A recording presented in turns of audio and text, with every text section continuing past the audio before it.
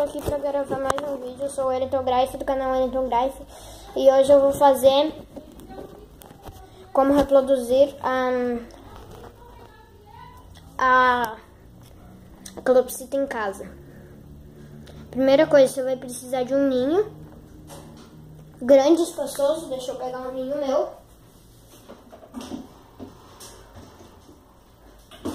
Eu fiz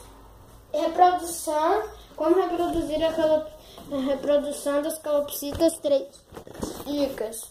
Só que eu vou falar mais coisas. Você vai precisar de um ninho espaçoso, grande. Sim. Para colocar, você vai precisar disso, disso e disso. Essas rosquinhas que coloca em madeira. Serragem. E só para montar o ninho. Daí você vai pegar. Deixa eu posicionar a câmera.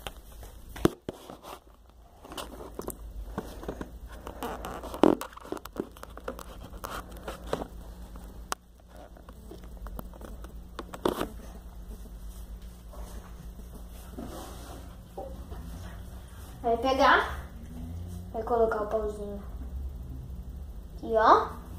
Vai colocar o pauzinho pro lado, desculpa.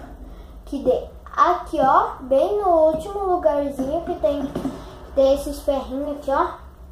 Você vai colocar no último, e aqui você vai colocar no meio. Sim.